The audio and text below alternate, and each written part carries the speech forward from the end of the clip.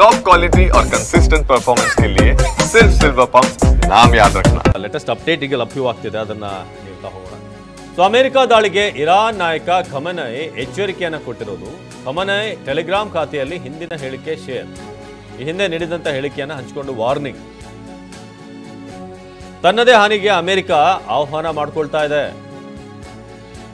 ನಮ್ಮ ಇರಾನ್ ಎದುರಿಸುವಂತ ಯಾವುದೇ ಹಾನಿಗಿಂತ ಅಮೆರಿಕ ಅನುಭವಿಸುವ ಹಾನಿ ತುಂಬಾ ಭೀಕರವಾಗಿರುತ್ತೆ. ಮಾಧ್ಯಮ ಸಂದರ್ಶನದಲ್ಲಿ ಹೇಳಿಕೆ ನೀಡಿದ್ರು ಅಲಿ ಖಮನೈ. ಅಮೆರಿಕ ದಾಳಿಗೆ ಇರಾನ್ ನಾಯಕ ಹಿಂದೆ ಕೊಟ್ಟಿದ್ದಂತೆ ಎಚ್ಚರಿಕೆಯ ಆ ಒಂದು ವಿಡಿಯೋ ಈಗ ಮತ್ತೆ ಅದನ್ನು ಫಾರ್ವರ್ಡ್ ಮಾಡಲಾಗ್ತಿದೆ. ಈಗ ನಡೆಸಿರುವಂಥ ಅಟ್ಯಾಕ್ ಕೂಡ ಅಂದರೆ ಖಮನೈ ಆಲ್ರೆಡಿ ಎಚ್ಚರಿಕೆ ಕೊಟ್ಟಿದ್ರು. ಈಗ ಅಮೆರಿಕ ಅದನ್ನು ಸಮಸ್ಯೆಯನ್ನು ಅಪಾಯವನ್ನು ತಾವೇ ವೆಲ್ಕಮ್ ಮಾಡ್ಕೊಂಡಿದ್ದಾರೆ. ನೀವು ಮಾಡುವಂಥ ಹಾನಿಗಿಂತ ನಾವು ಮಾಡುವಂಥ ಹಾನಿ ಭಾಳ ಭೀಕರವಾಗಿರುತ್ತೆ ಅಂತ ಹೇಳಿರೋದು. ತನ್ನದೇ ಹಾನಿಗೆ ಅಮೆರಿಕ ಆಹ್ವಾನ ಮಾಡಿಕೊಳ್ತಾ ಇದೆ.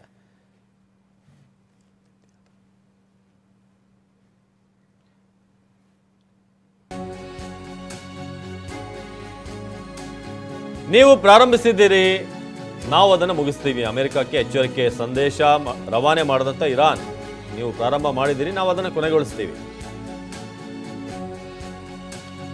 ಅಮೆರಿಕಕ್ಕೆ ಎಚ್ಚರಿಕೆ ಸಂದೇಶ ರವಾನೆ ಮಾಡಿದಂಥ ಇರಾನ್, ನೀವು ಪ್ರಾರಂಭಿಸಿದ್ದೀರಿ, ನಾವು ಕೊನೆಗೊಳಿಸ್ತೀವಿ, ನಾವು ಫುಲ್ ಸ್ಟಾಪ್ ಇಡ್ತೀವಿ ಅದಕ್ಕೆ ಅಂತ. ಸೊ ಅಮೆರಿಕಕ್ಕೆ ಎಚ್ಚರಿಕೆಯನ್ನು ಕೊಟ್ಟಿರೋದು. ಹಿಂದೆ ಸಂದರ್ಶನದಲ್ಲೂ ಕೂಡ ಖಮನೈ ಈ ಮಾತನ್ನು ಹೇಳಿದರು. ಇದನ್ನೇ ಟ್ರಂಪ್ ಕೂಡ ಉಲ್ಲೇಖ ಮಾಡಿದರು. ನೀವು ಮಾತೆತ್ತಿದ್ರೆ ನಾವು ಇಸ್ರೇಲ್ನ ಮುಗಿಸ್ತೀವಿ, ಅಮೆರಿಕನ ಮುಗಿಸ್ತೀವಿ ಅಂತ ಹೇಳ್ತಿದ್ರೆ ನೀವು ಇಂಥ ರಾಷ್ಟ್ರ ನ್ಯೂಕ್ಲಿಯರ್ ಪವರನ್ನು ಹೊಂದೋದಕ್ಕೆ ಹೇಗೆ ಸಾಧ್ಯ? ಸೊ ನಾವು ಯಾವುದೇ ಕಾರಣಕ್ಕೂ ಕೂಡ ನ್ಯೂಕ್ಲಿಯರ್ ಪವರ್ ಹೊಂದೋಕ್ಕೆ ಬಿಡೋದಿಲ್ಲ ಅಂತ ಇರಾನ್ಗೆ ಅಮೆರಿಕದ ಟ್ರಂಪ್ ಕೂಡ ಇತ್ತೀಚೆಗೆ ಮಾತನಾಡ್ತಾ ಎಚ್ಚರಿಕೆಯನ್ನು ಕೊಟ್ಟಿದ್ದರು. ಜೊತೆಗೆ ಈ ನೆಗೋಸಿಯೇಷನ್ಗೆ ಬಂದಿದ್ದರು, ನಮ್ಮ ಜೊತೆ ಮಾತುಕತೆಗೆ ಬಂದಿತ್ತು ಇರಾನ್ ಯುದ್ಧ ನಿಲ್ಲಿಸೋದಕ್ಕೆ ಅಂತ ಕೂಡ ಡೊನಾಲ್ಡ್ ಟ್ರಂಪ್ ಹೇಳಿದರು. ಅದು ಎಷ್ಟರ ಮಟ್ಟಿಗೆ ನಿಜಾನೋ ಸುಳ್ಳೋ ಗೊತ್ತಿಲ್ಲ. ಆದರೆ ಡೊನಾಲ್ಡ್ ಟ್ರಂಪ್ ಆಗಾಗ ನಮ್ಮ ಜೊತೆ ಮಾತುಕತೆ ಬರ್ತಾಯಿದ್ರು, ಕದನ ವಿರಾಮಕ್ಕೆ ನಮ್ಮನ್ನು ಅಪ್ರೋಚ್ ಮಾಡಿದರು. ಅದು ಭಾರತ ಪಾಕಿಸ್ತಾನ ನಡುವೆ ಆದಂಥ ಸಂಘರ್ಷದ ಸಂದರ್ಭದಲ್ಲೂ ಕೂಡ ಡೊನಾಲ್ಡ್ ಟ್ರಂಪ್ ಹೇಳಿದರು. ಈಗಲೂ ಕೂಡ ಇರಾನ್ ಮಾತುಕತೆಗೆ ನೆಗೋಸಿಯೇಷನ್ಗೆ ಮುಂದಾಗ್ತಾ ಇದೆ. ಆದರೆ ನಾನು ಒಪ್ಪಿಲ್ಲ. 2 ವಾರ ಹಿಂದೆ ಆದರೆ ಒಪ್ತಾ ಇದ್ದೆ, ಆದರೆ ಈಗ ಯಾಕೆ ಒಪ್ಪಬೇಕು ನಾನು? ಇಷ್ಟೆಲ್ಲ ಹಾನಿ ಆದಮೇಲೆ, ಇಷ್ಟೆಲ್ಲ ನಾಶ ಆದಮೇಲೆ ಯಾಕೆ ಒಪ್ಪಬೇಕು ಅಂತ ಹೇಳಿದ್ದೆ ಅಂತ. ಆದರೆ ಖಮನೈ ಈ ಕಡೆ ಯಾವುದೇ ಕಾರಣಕ್ಕೂ ಅಮೆರಿಕಕ್ಕೆ ಬಾಗುವಂಥ ಪ್ರಶ್ನೆನೇ ಇಲ್ಲ. ನೀವು ಮಾಡಿರುವಂಥ ಹಾನಿಗಿಂತ ಭೀಕರವಾಗಿ ನಾವು ನಿಮಗೆ ಕೊಡುವಂಥ ಹೊಡ್ತಾ ಇರುತ್ತೆ ಅಂತ ಈಗ ಇರಾನ್ನ ಸರ್ವೋಚ್ಚ ನಾಯಕ ಖಮನೈ ಎಚ್ಚರಿಕೆಯನ್ನು ಕೊಟ್ಟಿರೋದು. ಜೊತೆಗೆ ಹಿಂದೆ ಇಂಟರ್ವ್ಯೂನಲ್ಲಿ ಹೇಳಿದಂಥ ಮಾತನ್ನು ಈಗ ಮತ್ತೆ ಟೆಲಿಗ್ರಾಮ್ ಮೂಲಕ ಅದನ್ನು ಈಗ ಪೋಸ್ಟ್ ಮಾಡಲಾಗ್ತಾ ಇದೆ. ನೀವು ಪ್ರಾರಂಭ ಮಾಡಿದ್ದೀರಾ, ನಾವು ಅದಕ್ಕೆ ಅಂತ್ಯ ಹಾಡ್ತೀವಿ ಅಂತ. ಅಲ್ಲಿಗೆ ಮತ್ತೊಂದು ಹಂತಕ್ಕೆ ಈ ಯುದ್ಧ ಹೋಗಿದೆ. ಇನ್ನು ಇರಾನ್ ಮೇಲೆ ದಾಳಿ ಕೆಲವೇ ಕ್ಷಣಗಳಲ್ಲಿ ಅಮೆರಿಕವನ್ನು ಉದ್ದೇಶಿಸಿ ಭಾಷಣ ಮಾಡಲಿದ್ದಾರೆ ಡೊನಾಲ್ಡ್ ಟ್ರಂಪ್. ಭಾರತೀಯ ಕಾಲಮಾನ ಪ್ರಕಾರ ಬೆಳಗ್ಗೆ 7:30ಕ್ಕೆ ಟ್ರಂಪ್ ಅವರ ಭಾಷಣ ಇರುತ್ತೆ. ಪರಮಾಣು ನೆಲೆ ಮೇಲಿನ ದಾಳಿ ಬಗ್ಗೆ ಮಾಹಿತಿಯನ್ನು ನೀಡಲಿದ್ದಾರೆ ಟ್ರಂಪ್. ಇರಾನ್ ಮೇಲೆ ದಾಳಿ ಕೆಲವೇ ಕ್ಷಣಗಳಲ್ಲಿ ಅಮೆರಿಕ ಉದ್ದೇಶಿಸಿ ಡೊನಾಲ್ಡ್ ಟ್ರಂಪ್ ಮಾತನಾಡಿದ್ದಾರೆ. ಸೊ ಈ ಅಟ್ಯಾಕ್ ಸಂಬಂಧಪಟ್ಟಾಗಿ ಏನವರು ಟ್ವೀಟ್ ಮಾಡಿದ್ದಾರೆ, ಸೊ ಇದೆಲ್ಲದರ ಬಗ್ಗೆ ಕೂಡ ಮಾಹಿತಿಯನ್ನು ಕೊಡಲಿದ್ದಾರೆ ಭಾರತೀಯ ಕಾಲಮಾನ ಪ್ರಕಾರ. ಅದರಲ್ಲೂ ಈ ಟ್ರಂಪ್ನ ಟ್ವೀಟನ್ನು ಗಮನಿಸಿದ್ರೆ ವಿಶ್ವದ ಯಾವುದೇ ಮಿಲಿಟರಿ ಶಕ್ತಿ ಕೂಡ ಇದನ್ನು ಮಾಡೋಕ್ಕೆ ಸಾಧ್ಯ ಇಲ್ಲ, ಅದನ್ನು ಅಮೆರಿಕ ಮಾಡಿದೆ ಅಂತ ತನ್ನ ಬೆನ್ನನ್ನೇ ತಾನೇ ತಟ್ಕೊಳ್ಳುವಂಥ ಕೆಲಸವನ್ನು ಕೂಡ ಅಮೆರಿಕ ಮಾಡಿದೆ. ಟ್ರಂಪ್ ಮಾಡಿರೋದು ವಿಶೇಷವಾಗಿ ಅಮೆರಿಕ ವಿಚಾರವಾಗಿ. ಈ ಒಂದು ಕಾರ್ಯಾಚರಣೆ ಮಿಲಿಟರಿ ಆಪರೇಷನ್ ಇದೆಯಲ್ಲ, ನಾವು ಇರಾನ್ ಮೇಲೆ ಅಟ್ಯಾಕ್ ಮಾಡಿದ್ದೀವಿ, ಅದನ್ನು ವಿಶ್ವದ ಯಾವುದೇ ರಾಷ್ಟ್ರ ಕೂಡ ಮಾಡೋಕ್ಕೆ ಸಾಧ್ಯ ಇರಲಿಲ್ಲ, ನಮ್ಮಿಂದ ಮಾತ್ರ ಸಾಧ್ಯ ಅನ್ನೋದನ್ನು ಟ್ರಂಪ್ ತನ್ನ ಟ್ವೀಟ್ನಲ್ಲಿ ಹೇಳಿರೋದು. ಸೊ ಅಮೆರಿಕ ಉದ್ದೇಶಿಸಿ ಇನ್ನೇನು ಕೆಲವೇ ಹೊತ್ತಿನಲ್ಲಿ ಡೊನಾಲ್ಡ್ ಟ್ರಂಪ್ ಮಾತನಾಡಲಿದ್ದಾರೆ. ಈ ನ್ಯೂಕ್ಲಿಯರ್ ಸ್ಟೇಷನ್ಗಳ ಮೇಲೆ ಅಟ್ಯಾಕ್ ಮಾಡಲಾಗಿದೆ ಅದರ ಬಗ್ಗೆ. ಸೊ ಅಮೆರಿಕಾದ B-2 ಬಾಂಬರ್, 30,000 ಪೌಂಡ್ ಕ್ಯಾರಿ ಮಾಡಬಲ್ಲಂತಹ ತಾಕತ್ತಿರುವಂಥ B-2 ಬಾಂಬರ್, ಅದು ಕೂಡ ಆಳದಲ್ಲಿರುವಂಥ ಈ ನ್ಯೂಕ್ಲಿಯರ್ ನೆಲೆಗಳ ಮೇಲೆ 300 ಅಡಿವರೆಗೂ ಕೂಡ ತಲುಪಬಲ್ಲಂತಹ ಈ ಬಂಕರ್ ಬಸ್ಟರ್ ಮೂಲಕ. ಮಹೇಶ್ ಮಾಹಿತಿಯನ್ನು ನೀಡ್ತಾ ಇದ್ರು. ಮಹೇಶ್, ಇದೀಗ ಡೊನಾಲ್ಡ್ ಟ್ರಂಪ್ ಅವರ ಮಾತನ್ನು ನಾವು ಹಲವಾರು ದಿನಗಳಿಂದ ಗಮನಿಸ್ತಾ ಇದ್ದೀವಿ. ಆಗಾಗ ವಾರ್ನಿಂಗ್ ಕೊಡ್ತಾ ಇದ್ರು, ಆದರೆ ಈ ಕಡೆ ಖಮನೈ ಯಾವುದೇ ರೀತಿ ಅದಕ್ಕೆ ಕಿಮ್ಮತ್ತು ಕೊಟ್ಟಿರೋ ಹಾಗೆ ಕಾಣಿಸ್ತಾ ಇರಲಿಲ್ಲ. ಇಸ್ರೇಲ್ ಮೇಲೆ ಅಟ್ಯಾಕ್ ಮುಂದುವರಿತಾ ಇತ್ತು.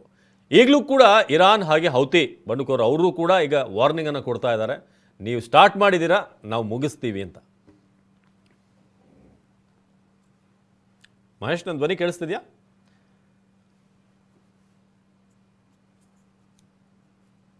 ಓಕೆ, ಸಂಪರ್ಕ ಸಾಧ್ಯ ಆಗಿಲ್ಲ. ಮತ್ತೆ ಮಾತನಾಡಿಸೋಣ. ಈಗ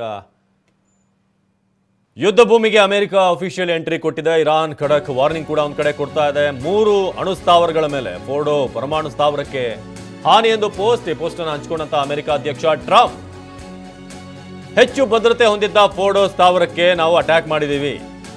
ಟ್ವಿಟರ್ ಮೂಲಕ ಅಮೆರಿಕ ಅಧ್ಯಕ್ಷ ಶೇರ್ ಮಾಡಿರೋದು ಓಪನ್ ಸೋರ್ಸ್ ಗುಪ್ತಚರ ಖಾತೆಯಿಂದ ಪೋಸ್ಟ್ ಆಗಿದೆ. ಅದನ್ನು ಶೇರ್ ಮಾಡಿದ್ದಾರೆ ಡೊನಾಲ್ಡ್ ಟ್ರಂಪ್.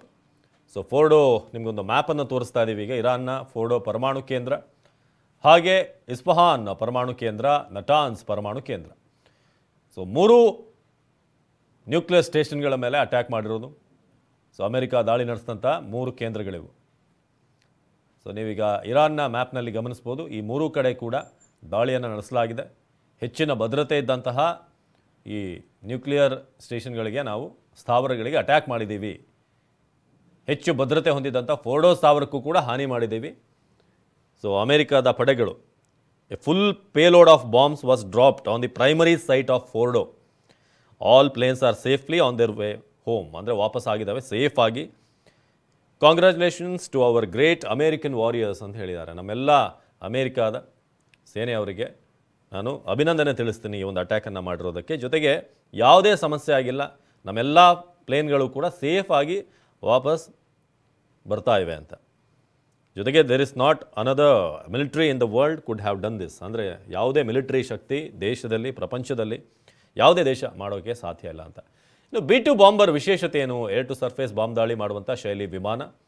ಸೊ B-2 ಬಾಂಬರ್ನ ವಿಶೇಷತೆ, ಅತ್ಯಂತ ಸುರಕ್ಷಿತ ಏರ್ ಡಿಫೆನ್ಸ್ ವ್ಯವಸ್ಥೆ ಭೇದಿಸುವಂಥ ಸಾಮರ್ಥ್ಯ B-2 ಬಾಂಬರಿಗಿದೆ. ಸೊ ಹಾಗೆ ರಾಡಾರ್ಗಳ ಕಣ್ತಪ್ಪಿಸಿ ಹಾರಾಡುವಂಥ ಸಾಮರ್ಥ್ಯ ಈ ವಿಮಾನಕ್ಕಿದೆ. B-2 ಬಾಂಬರ್ನ ಸಾಮರ್ಥ್ಯ. ರಡಾರ್ಗಳ ಒಂದು ಸ್ಕ್ಯಾನಿಂಗ್ ಏನಿರುತ್ತೆ, ಅಥವಾ 230 kg 8 ಬಾಂಬ್, 1100 kg 16 ಬಾಂಬ್ ದಾಳಿ ಮಾಡ್ಬೋದು ಇದರಲ್ಲಿ. ನ್ಯೂಕ್ಲಿಯರ್ ಬಾಂಬ್ ಹೊತ್ತೊಯ್ಯಬಲ್ಲ ಸಾಮರ್ಥ್ಯ ಇರುವಂಥ B-2 ಬಾಂಬರ್. ಸೊ ನ್ಯೂಕ್ಲಿಯರ್ ಬಾಂಬನ್ನು ಹೊತ್ತೊಯ್ಯಬಲ್ಲಂಥ ಸಾಮರ್ಥ್ಯ, 50,000 ಅಡಿ ಎತ್ತರದಿಂದ ದಾಳಿ ನಡೆಸುವಂಥ ಸಾಮರ್ಥ್ಯ ಇದೆ. ಅಲ್ಲಿಂದ ಅಟ್ಯಾಕ್ ಮಾಡುವಂಥ ಸಾಮರ್ಥ್ಯ B-2 ಬಾಂಬರ್ಗಿದೆ. ಒಂದು ಬಾರಿಗೆ 11,000 ಕಿಲೋಮೀಟರ್ ಕ್ರಮಿಸುವಂಥ ಸಾಮರ್ಥ್ಯ ಈ B-2 ಬಾಂಬರ್ಗಿದೆ. So air to surface bomb ದಾಳಿಯನ್ನು ಮಾಡುವಂಥ ಶೈಲಿಯ ವಿಮಾನ ಇದು. ಸೊ ಏರ್ ಟು ಸರ್ಫೇಸ್ ದಾಳಿ, ಹಾಗೆ ಅತ್ಯಂತ ಸುರಕ್ಷಿತ ಏರ್ ಡಿಫೆನ್ಸ್ ವ್ಯವಸ್ಥೆಯನ್ನು ಭೇದಿಸುವಂಥ ಸಾಮರ್ಥ್ಯ